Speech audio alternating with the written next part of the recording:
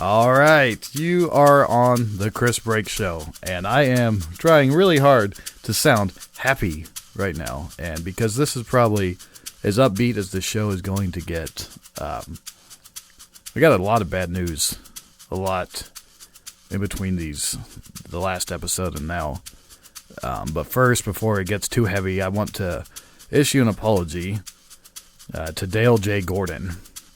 We forgot to call Dale last time, and I got this voicemail from him, so I'm going to play it right now. Common decency would say, if you're going to fire me from the show, you put a pink slip in my locker, goddammit. I'm a minimalist. I don't need this shit.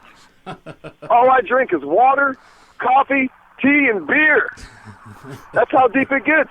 I don't need all this extraneous stuff hanging off me in the middle of the daytime. I'm dodging tree branches right now. Ouch. Yeah, so that was good. That was a good little chuckle. Forgot to call him. Okay. Here we go. Let's start the show.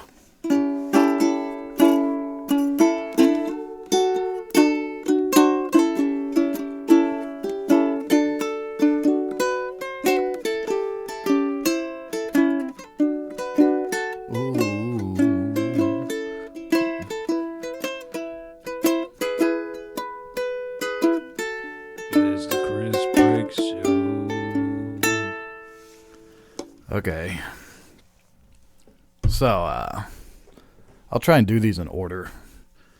They say that death comes in threes, and the first one I found out was a local musician named Daniel Jaffke just passed away. He was shot in the head, I believe, or definitely killed while delivering pizzas. And we're gonna play one of his songs in a second. I did not know this Daniel Jaffke gentleman. I've heard a lot about him. I might have run into him and not known, maybe didn't actually know who I was meeting, but he apparently was a friend of a lot of my friends. So I'm sure I crossed paths with him from time to time. Plus, we were kind of both into local music, although I think we played different genres. But he just... he was very important to a lot of people, and now he's gone. And he was 30 years old, which is the same age as myself. And it's just insane how someone can be here and then be gone that quickly. John, did you ever meet him? I did. I have met Daniel Jaffke, hung out with him a few times. One story that I can share about him, which is it was pretty funny story. Back at the skate park, the Greenwood skate park, I used to go there sometimes with my buddy John, and he was up there. He invented a trick, and he was real eager to show it off to people. He was just that type of guy that would just be like, "Hey man, how you doing? Check out what I'm doing." He was just a real cool guy. You're going up to the skate park, you know what I mean? I'm not really Mr. Skater, and it's like no one's really talking to you, but this guy was like, "Hey, look at here's this trick I made." He made a trick called the dirty pop. What's that? Well, it was his patented way of like popping the skateboard. Why do you call it the dirty pop? It was like that Backstreet Boys or the NSYNC had a song, Dirty Pop. Yeah, dirty pop. And I was like, he was the first kid I talked to, like walking to the skate park. And it was just like, who is this kid? Like, this kid's pretty cool, A lot of people like fairly pretentious and like, yeah, man, look at my new triple kickflip that I'm trying to learn or whatever. He's like, yeah, man, I got a trick. It's called the dirty pop. And it was just like, wow, this kid's definitely on a different level. I really like that. But yeah, man, it's a shame to hear that he passed away like that. All right, so we're gonna play. It's the sad thing is like, it seems like they always say that people don't get fame until they're dead, right? And that's kind of what's happening now, because I didn't know any of this guy's music, and I looked him up on the internet and found a song, and I didn't look too deep before I found this one. It's called Gravity, and it's by a band called 2 O'Clock Twilight. that he was in from an album called Above the Ashes. And I only know that because it's the only song it looks like he uploaded to SoundCloud. And obviously this guy was in numerous bands and made numerous songs, but this is the only song on there. And he actually wrote on there, it says, "There were certain songs I wish I would have pushed onto my friends more when my band 2 O'Clock Twilight released the album Above the Ashes. I think this is one of our best songs." Wow. Yeah. That kind of speaks for itself. Yeah, so here it is. Daniel Jaffke with his band 2 O'Clock Twilight. Gravity.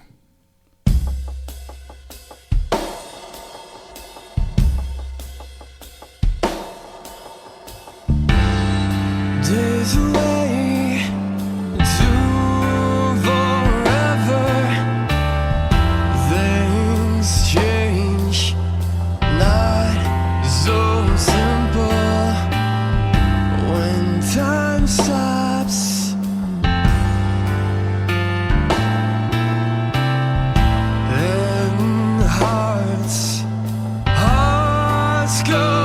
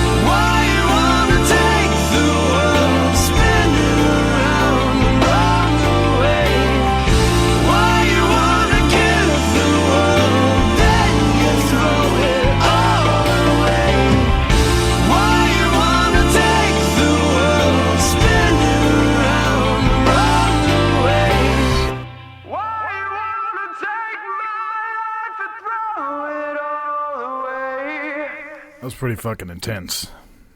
It's a good song, man. It was, man. I was really afraid when I looked him up that it was going to be metal. Because we know I hate metal. Oh, yeah, you hate metal, that's for sure. Yeah. It's definitely not metal, man. That was a great groove, man. That was Daniel Jaffke. Man. So number 2 on the end. I just want to say, usually when people die, I laugh. Yeah. Really? I just want to.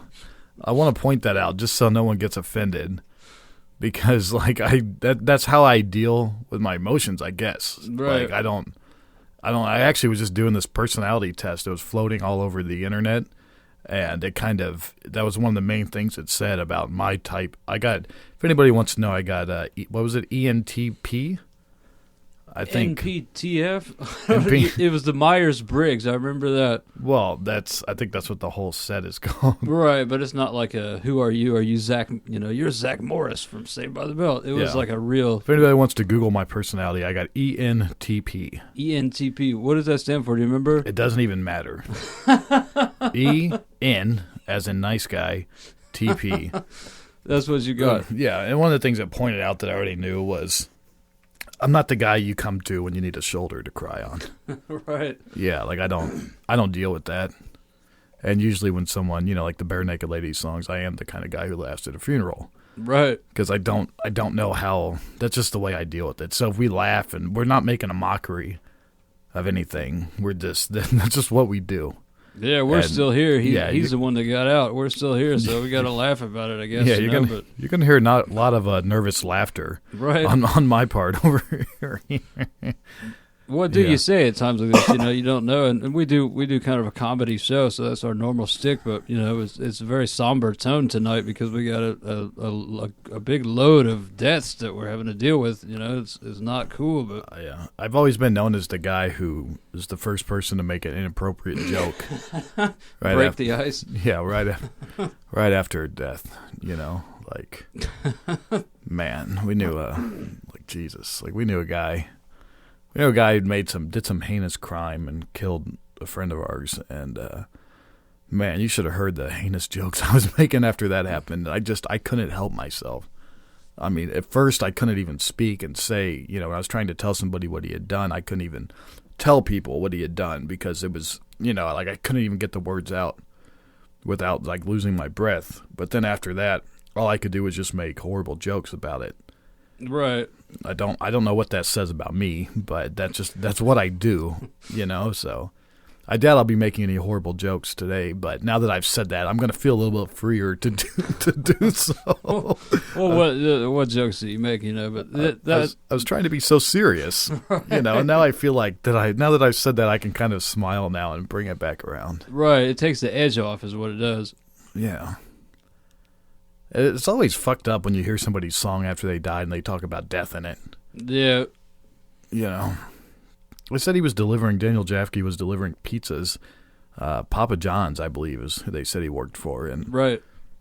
And the guy, he delivered a pizza, and then they found him afterwards, and apparently right afterwards someone had, shot him and stole his car. And I guess a lot of people have these petitions going around online trying to get Papa John's to help out with some of the costs. I guess Papa John's is infamous for not taking care of fallen, really? Delivery drivers. That's what it said.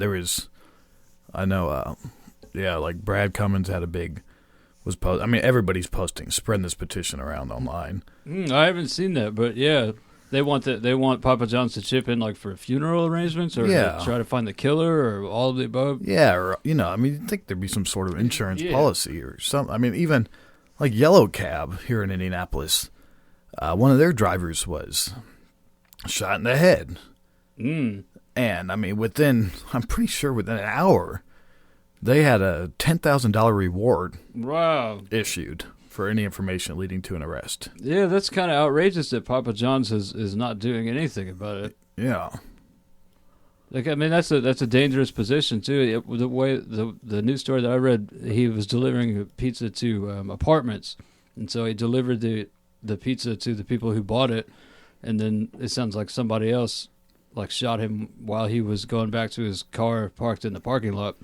Yeah, and the fucked up thing is, because I'd feel guilty if I were the guy who ordered the pizza, you know? Yeah. Like, I'd be like, oh, fuck, man. If I didn't order that pizza, he'd still be alive. Right. But to add fucking insult to injury for being that guy who's got to be full of guilt now, he went to, he ate his pizza, and apparently he's a tidy guy who doesn't like to have trash laying around. Right. So he went to throw his pizza box out in the dumpster, and he was the guy who found Daniel. Oh, that's how he discovered the body, I guess? By the motherfucker who ordered the pizza. Right. That's got to be horrible, man. All right, so let's move on to the Chris break. What'd you call it? Let's make a bad joke. What were you calling it? The death-isode? The death-isode. This is the Chris break death-isode. Let's move on to number 2. Then shortly after that, the next day, after hearing this about Daniel Jaffke and then listening to his music and getting fucked up by that, and making the decision that, okay, I have to talk about this on the show, then motherfucking Philip Seymour Hoffman was found with a needle sticking out of his arm. You were the one that broke that news to me. I couldn't believe that. I mean, that's just insane. That's totally insane. Yeah. I loved that guy. Yeah. Starting with My Boyfriend's Back. Lebowski. Yeah. Fucking Magnolia. Boogie Nights was my favorite of his. He was incredible in Boogie Nights. I never did see that Capote that he won the Oscar for. But yeah, this so fucking Philip Seymour Hoffman. It could play anybody. That's what they were saying on Inside the Actors Studio. That's what James Lipton was saying. He was like, he's a guy that could play anybody, anything, and make you feel anything. Yeah.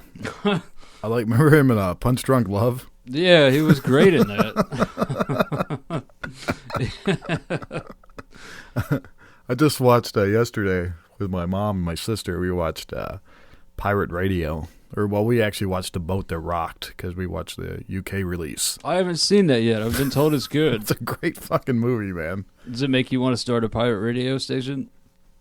I mean, really makes you kind of fearful of the government. But Okay. it's weird. Like the movie didn't even, when it was released, it didn't even make its budget back in the theater. Really? So it was technically a flop. But And Philip Seymour Hoffman's in that? yeah, he's the Count. I did not know that. Yeah, Chris O'Dowd is in it from Bridesmaid and Girls and tons of other shit. Bill Nighy, I think that's his name from Love Actually. Is in it. He's a funny guy. You'd know him. No, it sounds like you said Bill Nye. I don't know how to pronounce his name. It's Nighy. Okay. Philip Seymour Hoffman, man. Who else is in that? It's oh god, there's somebody great in it that I can't. Oh, well, fucking the guy from Paul. Nick Frost. That guy's hilarious. You ever seen Paul? No. Oh, man. Seth Rogen plays the alien. It's an ensemble cast, Oh, Reese Ifans. Oh. Yeah, from Notting Hill and The Replacements. Yeah. I'm wiry. Yeah, you don't know. Is he the big guy in The Replacements? No, he's some skinny. Okay. Anyway, that's a great fucking Philip Seymour Hoffman movie. Pretty much any movie that I've seen him in, I have liked, Yeah. He's good. All right, are we ready to move on to the big one? We've got a big one. This is... Yeah, this is the most tragic... I'm not going to even put it like that, yeah, but you can't compare them. As far as the show is concerned, looking at it specifically in terms of how it affects the show, this is the biggest one for Death the show. Count number 2, or number 3. Jesus, I kept waiting, I knew it. After Philip Seymour Hoffman, I was like, okay, who's number 3 going to be? Right. Who's number 3 going to be? And secretly, I was like, I hope it's not me. Because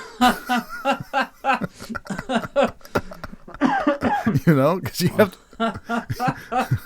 have to think that. Is it me? Yeah.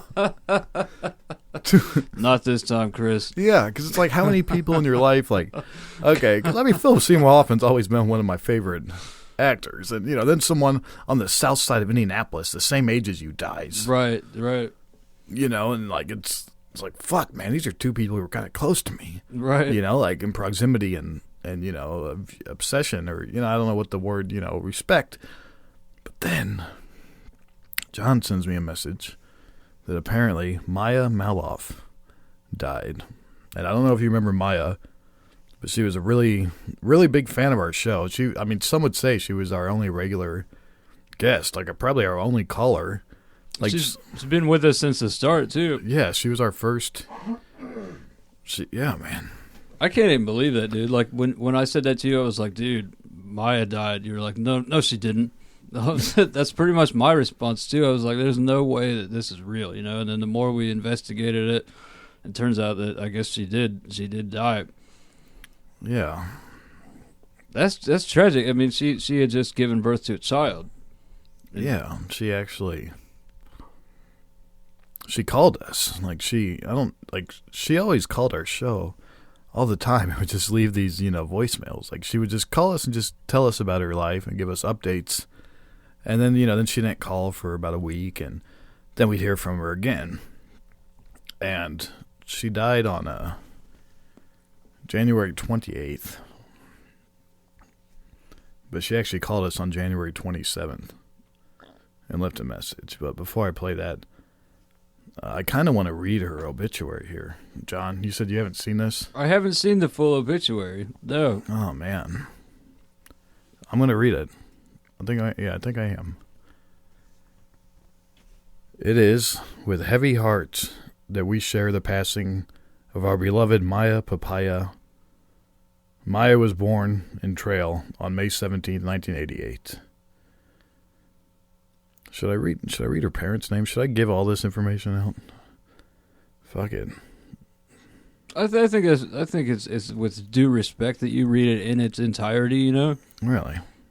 That's just what I think, and I have personally probably a skew version of the reality over here, but that's to me, that seems like, if it's in the obituary, then, I mean, it's just respectful to read. Yeah. Maybe you could cut the last names out. I'm not sure. Fuck it. But, I mean, we love her, whoever we're talking about here, if it's her parents or whatever, we're doing this out of love towards your daughter. I mean, we had a connection with this girl, and it's like, I personally, like, when I heard about this, I was just like, blown away by it and just like had a sick feeling in my stomach. So anyway, yeah, I think it full disclosure is okay. Whatever you feel like, Chris. All right, well, I'll just do it. You said entirety, I'll do entirety. It is with heavy hearts that we share the passing of our beloved Maya Papaya. Maya was born in Trail on May 17, 1988, to Maya Maloff and Sam Rilkoff. She grew up in Thrums, BC, which I don't know these Canadian cities, so forgive me if I pronounce anything wrong, Russian names or Canadian cities. She attended schools in Castlegar and Selkirk College, where she completed her associate degree. Maya was accomplished in so many ways. She was in the Russian bilingual program and in French immersion. She was an honor roll student and played piano. She spent a wonderful year in Thailand on a Rotary Youth Exchange. She spoke Thai fluently and also learned to play some Thai musical instruments. Maya was a member of the Vision of Peace Choir and also of the Union of Spiritual Communities of Christ. Maya was also a gifted athlete who demonstrated talent from an early age. She had many athletic pursuits, including volleyball, basketball, cross-country, and downhill skiing, snowboarding, soccer, rugby, dance, running, biking, and hiking. Dude, that's a long list, man. She did mention skiing when she was on the show. Yeah, she had just skied that day that we talked to her. Yeah. Maya had a great passion for travel. She traveled all over Thailand, to Russia and Germany after graduation, Quebec, Florida, California, and Hawaii. Maya also loved to dress up and from a young age would switch outfits several times a day, some of which she sewed herself. On graduation, she was deemed most eclectic dresser. This is super sad. Like, this is starting to tear me up here, and you read this. It's an obituary, man. Yeah, it's supposed to be sad. Maya was a free spirit that did not fit any kind of mold. She was bold, cheerful, determined, and strong-willed. She was always keen to try new experiences. She was a good public speaker and a keen learner. She was an independent and creative thinker. She had a big and generous heart. She was a loving person who radiated presence. Maya always loved children and got along well with them. Maya always said that she wanted to be a mom. This dream was realized on January 7th, 2014, when Maya became a mother to Charlene. For Maya, this was her greatest accomplishment and greatest joy. All she wanted to do from this point on was to spend time with Charlene. In her 20s, Maya's life took a different turn. Maya bore more challenges in her last 5 years than most of us will ever face in a lifetime. She dealt with those challenges by writing, singing, and creating. She remained close to her family throughout. She loved to spend time with her Baba, Elizabeth Maloff, making parahi, helping with borscht, working in the garden, and giving massages. She was very close to her cousins Tamara, Sasha, Robin, and Alina, and her Aunt Vera and Uncle Cyril. Maya is survived by her daughter Charlene, her mother Katja Maloff, her father Sam Rilkoff, stepfather Paul Henriksen, grandmother Elizabeth Maloff, soul sisters Tamara and Lucy, and many aunts, uncles, and cousins. Maya was predeceased by her grandmother Anne Rilkoff and grandfathers Sam Rilkoff and Cecil Maloff. Funeral services took place at the Brilliant Cultural Center on February 5th, 2014. The family would like to thank Peter Zatsoff and officiating the funeral and the community for the outpouring of support. Donations in Maya's memory can be made to a trust fund for her daughter Charlene at Kootenai Savings Credit Union or to the USCC publication Iskra. Yeah, man. It's a heavy stuff, man.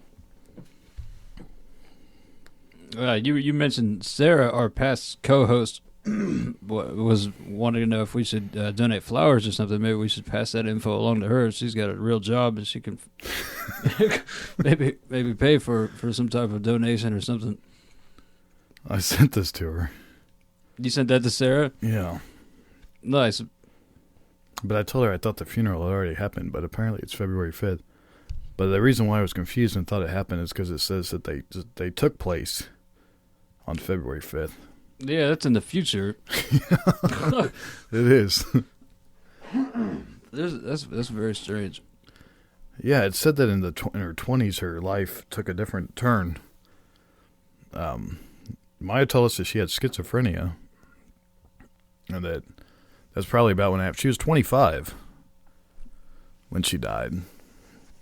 And I don't know how she died. It doesn't say on here. But, I can only imagine. But, she called us, and if you listen to our past episode, she talked about her baby on some voicemails. And she fucking called us, man. The day before she died, she called us. That's pretty chilling. Yeah. Do you want to listen to it? Yeah. They should definitely play that. This is Maya's last phone call to the Chris Break Show. And you were mentioning that her being on our show could possibly serve for something for her daughter to in the future. Look back and listen to. Yeah, and that would be cool. When her daughter, she's got an infant newborn right now, but when her daughter is like a little bit older, listen back to Maya talking about her pregnancy and the new baby and all this stuff. That would be something to listen to for sure. Maya gave us a lot of great content. I can't believe it, dude. I can't believe it. Like, that's really chilling. Not to take away anything from Daniel Jaffke's death, at all. He was just as chilling. It sucks that they're all gone, but she had, she left us voicemails and stuff. We had dialogue with this girl, so it's insane. Part of you just can't believe it. She used to sing. She used to call the show and sing for us. Like, what was it? Me, oh my, oh, pomegranate berry juice. Right. She'd say that. Sometimes she'd start the phone call with that or end with it. Me, oh my, oh, pomegranate berry juice. I think, was it berry juice? I think so. Oh, man. All right, so this is... I think I'm gonna go ahead and say this, but someone told us that did they confirm it? They said it was a suicide. Yeah, someone close to the family got in contact with the Chris Brake Show and told us that the cause of death was. I'm not going to say it was confirmed, but this is just an inside source. I think they were speculating. Yeah, speculation that it was suicide, which that makes this even more troubling. But the fact that she called us the day before and the fucked up thing is she said that because she didn't on the show. I believe her exact words were, "I don't want to tell you that I have schizophrenia because I don't believe that I do, but sometimes I do stupid things." Right. And I hate to think that this was just a stupid thing she did that, that she would have wished she hadn't done. But I don't know. Here's the last message the day before she died. Hi, Chris Brake Show. It's Maya calling, and my spirits are great. And I've been seeing my little girl Charlene, and I'll be seeing her again tomorrow. And so things are pretty busy around here. So I'm just trying to stay cool, trying to stay nice, and I'll be calling in more, I hope. Okay, thanks. Bye.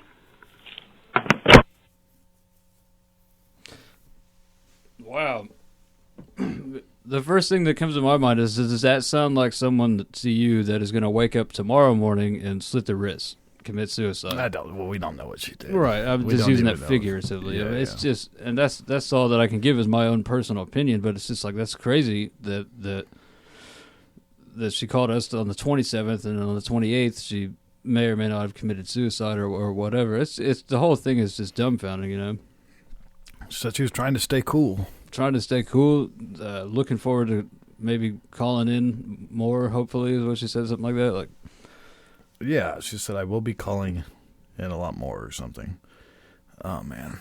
And I guess, so when we heard this news, we were kind of like, wait a minute, is that real? Like, because she's in Canada, and we're hearing this, we saw on a website, obituary and whatnot, and we're like, wait a minute, is this just Maya, playing jokes, like, just passing the time, to do, but no, apparently it's all real, so it's quite a second shoe to drop. I mean, it's just crazy. You know what I really want to do? What? This will be creepy in the future, but I promise it's going to happen. Our buddy Pong Fong has been working on a soundboard for us. Right. And I promise you, man, she's going to keep going. She's going to continue to be on the show. Do a Maya soundboard? as soon as we get that soundboard. There's this sound that Maya made, and I told her, when we interviewed her, it was my favorite part of her songs, was when she goes, ah! Right. I'm definitely going to have to isolate that, and every once in a while, when the mood strikes me, I'm going to have to press that button on the soundboard. Yeah. I bet she would like that a lot. Yeah, man. I think she would like that a lot. Oh, man. Me, oh my, oh pomegranate berry juice. You want to take a break? Yeah. All right. I'll play her song. I'll play that last message one more time, then we'll take a break. Hi, Chris Brake Show. It's Maya calling, and my spirits are great. And I've been seeing my little girl Charlene, and I'll be seeing her again tomorrow. And so things are pretty busy around here. So I'm just trying to stay cool, trying to stay nice, and I'll be calling in more, I hope. Okay, thanks. Bye.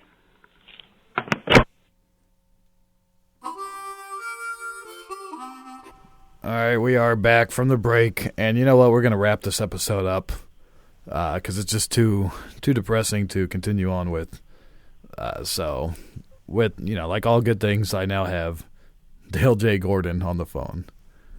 And, Dale, what happened today, sir? Today, I finally finally talked to a girl that I've seen at the supermarket for 7 months, and my heart would freeze up, and I would be nervous around her. She's so beautiful, you know. I finally got the gall to go up to her and say, "Hi, how are you? Can I help you find anything?" And she smiled back at me and giggled a little bit and said, "No, thank you, I'm fine." 7 months in the making to muster up that little bit of courage to do it, you know. And it was prompted by a coworker who, when I ran up to him, and he said, she's here, your girl's here." I said, "Yeah, I know. And he said, "You know, when you move away, you're not going to see her anymore." And I said to myself, "Well, damn it, I'm going to talk to her this time. I'm actually going to do it."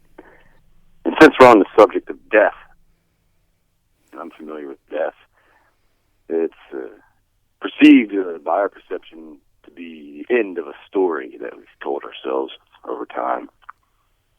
But you write it every single day. And in that moment of affirming a yes to say, I'm going to have the courage to do something I've wanted to do for this long, I denied death to an extent, you know. I denied the feeling of the sinking, passing by of opportunity and experience and sensation. And that's all it is. Life is the great indulgence, and death would be the great abstinence, you know. And I'm very, very upset to hear about Philip Seymour Hoffman. He was damn good at what he did, and more upset to hear about your guys' guest. When it comes to suicide, I suppose that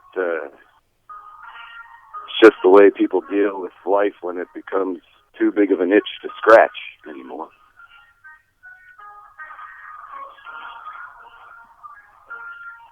My father was a real bare-bones, pragmatic, down-to-earth, realistic man. So when our first pet cat died, and it went down into the basement to die, you know, dirt basement, it didn't have a cement floor, he took me down there when I was about 4 years old and showed me the old dead body, the fur all falling off of it and the eyeballs gone, and said, "That's death, boy. Everything dies. I die, you die." No tough love about it. He was just getting down to brass tacks, you know. Then there was a sweep of death after that. We got, me and my little sister Jessica, we got twin rabbits. And for some reason, they both died in 2 weeks. And they were just making a new sidewalk there. And so Daddy dropped the bodies down into the sidewalk and covered them up in cement. And that's how we buried them. Then I got 2 turtles after that. Trying to teach me some responsibility, take care of a pet. And if you're a God person, it seems like all humanity is pets for God, or to God. Seems like sometimes they forget to water us, pour the fish flakes on top of the bowl. Well, Daddy was going to work one morning, and them turtles, they got out in the box, and he ran over them by accident. And I was real sad, and he took me out there and showed me them flattened turtles. And I remember the little crumbled shells on top. And after that, we got ducks. Me and my sister got ducks. And children are naturally sadistic, you know, inflict pain harmlessly and innocently. I wanted to find out if them ducks could fly, but I wasn't going to use my duck find out. So I go up on the big 6-foot porch, and I took Jesse's duck, and I used to toss him off there to see if he'd fly. Well, he didn't fly, he just hit the ground. And he ended up being crippled. And my dad said, "That duck's got the cripple disease. It's got the cripple disease. We got to put it out of its misery." And he took me down there and made me dig a hole with a shovel about a foot deep. And then he took it by the neck, and he snapped its neck. Said, "That's how you put stuff out of its misery." To go on living the way that duck was waddling would have been more pain than the release of dying quick.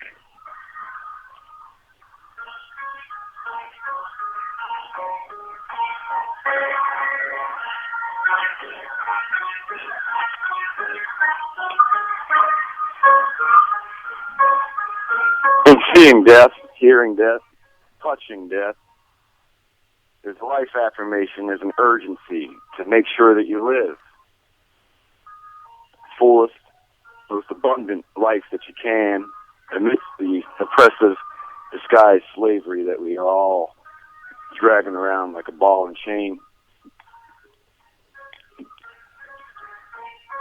The day Andrew and I signed the lease to move into our new apartment, period of renewal, rejuvenation, a new chapter in our lives. We were walking down the street, and we saw off in the distance a lump in the road.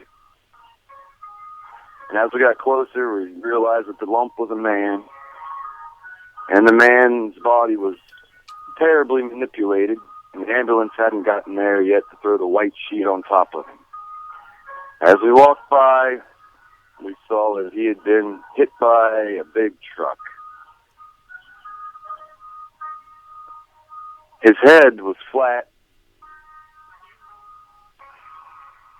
Part of his brain was off to the left. A little bit of blood trickled out. His face looked like a mask. The eyeballs are gone. His chin was still intact, and you could see his mouth slightly open. The angle we had was upside down. Walked by that, couldn't take my eyes off of it. That was the first dead body I'd seen. Andrew kept trucking, said he'd already seen a bad accident years ago that showed him what happened. And I saw that thinking about the new chapter in my life and why I was watching the end of someone else's. And then I recognized the body in front of me and realized it was an old homeless man who used to bum money out in front of the liquor store in a wheelchair that I had over the summer before that sat down next to, talked to, rolled him a cigarette, gave him a little airplane bottle of whiskey, and had a harmonic in my pocket and said, "Here, take this. It's easy to learn. All you got to do is blow, make it sound like you know what you're doing. Might help your hustle and get a couple more dollars out of the deal." And he said, and he blew on it. I always wondered if he used it or not. And all I could hope is that if he did use it and enjoy it, that he enjoyed himself a little bit better in that small amount of time between that day and the day I saw him the way he was. And sometimes that's the most we can ask for.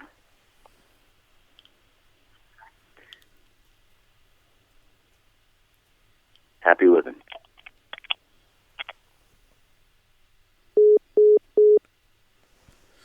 Well,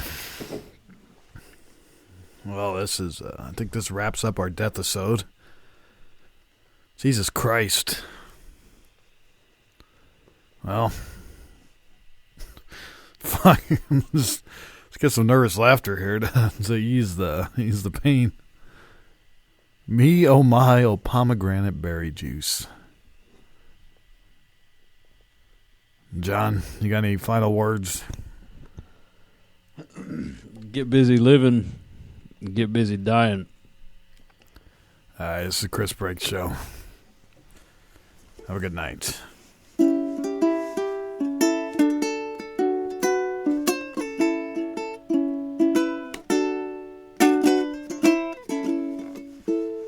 Man, even my ukulele sounds like it's dying.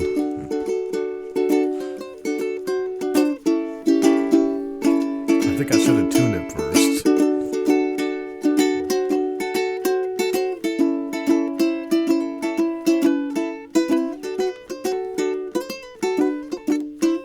Whoa.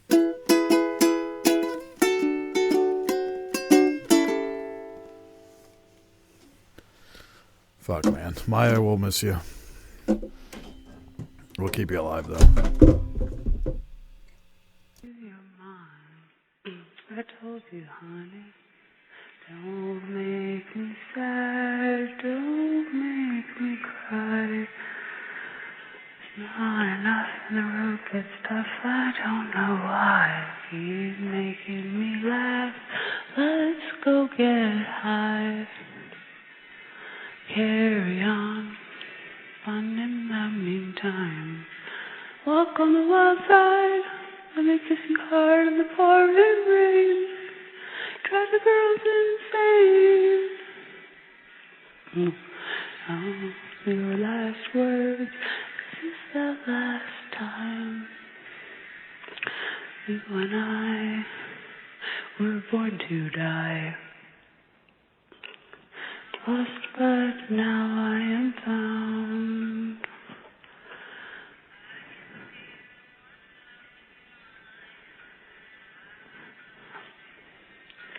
Little child,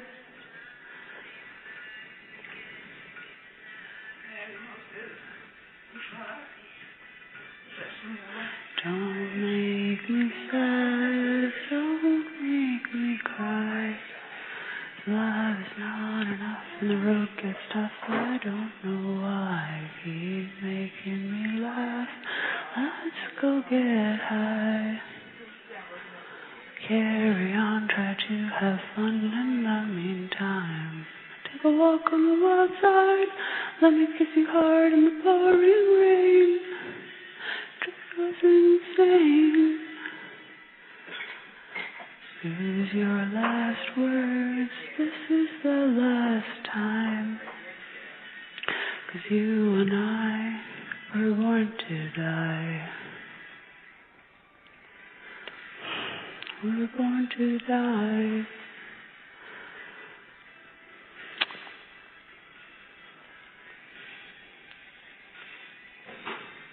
So walk on the wild side.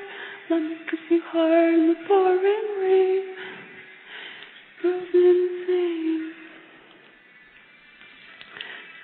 Make me sad. Don't make me cry.